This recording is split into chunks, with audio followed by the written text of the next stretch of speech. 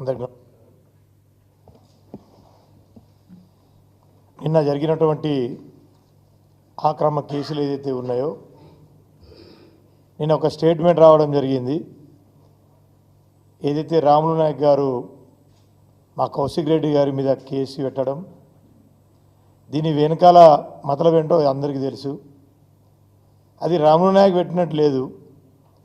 గత నెల ముందు చేసినటువంటి వ్యాఖ్యలు ఏదైతే ఉందో, మా కౌశిక్ రెడ్డి గారు ఏం వ్యాఖ్యలు చేశారు, రాములు నాయక్ గారి యొక్క డాక్టర్ ఇన్లా గారు ఆమెకి ఎంత మార్కులు వచ్చింది, ఆమె ఏ విధంగా సెలెక్ట్ అయిందని చెప్పేసి అడిగింది. దాంట్లో తప్పేముంది? ఈ ప్రజాస్వామ్యంలో ప్రతి ఒక్కడికి అడిగే హక్కు ఉంటుంది. దానివల్ల కౌశిక్ రెడ్డి గారు అడిగిండ్రు. ఏదైతే గ్రూప్ 1లో అవగతాలు జరిగినాయి, పేపర్లు సరిగా దిద్దలేదని చెప్పేసి విద్యార్థులే రోడ్డు ఎక్కినటువంటి విషయం అందరికీ తెలుసు. దాని మీద మాట్లాడినటువంటి కౌశిక్ రెడ్డి మీద రాములు నాయక్ తోటి బలవంతంగా, ఆ రాములు నాయక్ పెట్టలేదు, ఆయనకు పార్టీ పెద్దలు కానీ ముఖ్యమంత్రి కానీ బలవంతంగా ఆయనతో కేసు పెట్టడం జరిగింది. మేము ఈ సభ దగ్గర ఒకటే అడుగుతా ఉన్నాం, ఈ వేదికపై నుంచి మా నాయకుడు కేటీఆర్ గారు మాట్లాడితే కూడా కేసులు, మాజీ మంత్రి అయినటువంటి హరీష్ అన్న మాట్లాడితే కేసులు, అదేవిధంగా మా ఎమ్మెల్యేలు మాట్లాడితే కేసులు.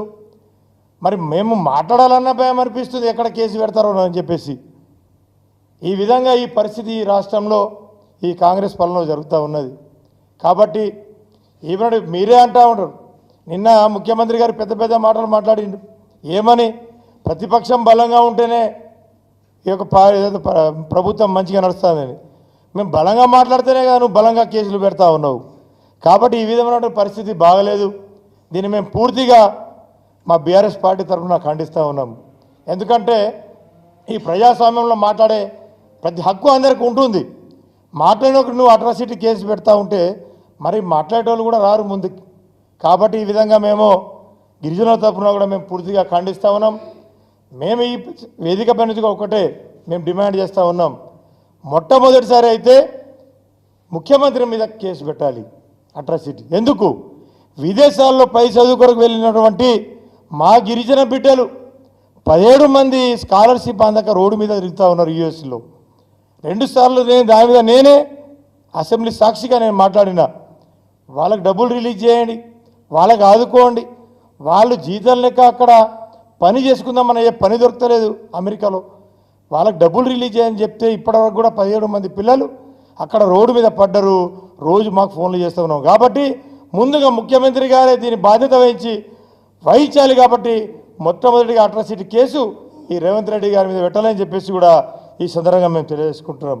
అదేవిధంగా ఇప్పటివరకు ట్రైబల్ మినిస్టర్ కూడా ఇవ్వలేదు. మీరు ట్రైబల్ మీద మీకు ఎంత పక్షపాత వైఖరి ఉందో దీని మీద అర్థమవుతూ ఉన్నది. కాబట్టి ఇప్పటివరకు కూడా ముఖ్యమంత్రి గారు ట్రైబల్ మినిస్టర్ గారు పెట్టలేదు. కాబట్టి ఫస్ట్ మీ మీద అట్రాసిటీ కేసు పెట్టాలని చెప్పేసి కూడా మేము ఈ వేదిక పైన డిమాండ్ చేస్తున్నాం. ఇంకోది ఏంది, ఎన్నికల సమయంలో కొడంగల్లో మీరు బహిరంగంగా స్పీచ్లో చెప్పారు, ఏమని? ఈ గిరిజనులకు ఒక సారా సీసా ఒక బిర్యానీ ఇస్తే ఓట్లు ఇస్తారని చెప్పారు.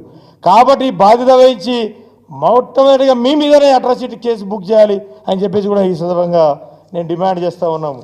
ఇంకోటి ఏంది, ఈ ఆఖరిసారిగా మొన్న సీఎం గారు మాట్లాడుతూ ఉన్నారు, ఏమని? బీఆర్ఎస్ పార్టీకి దళితుడిని అధ్యక్షుడు చేస్తే బాగుంటుందని చెప్పేసి. మరి మేము కూడా ఈ వేదిక పైన డిమాండ్ చేస్తూ ఉన్నాం, ఫస్ట్ నువ్వు భట్టి విక్రమార్క ముఖ్యమంత్రి చేయి, దాని మీద నీతులు మాట్లాడాలని చెప్పేసి కూడా ఈ సందర్భంగా మేము డిమాండ్ చేస్తూ ఉన్నాం.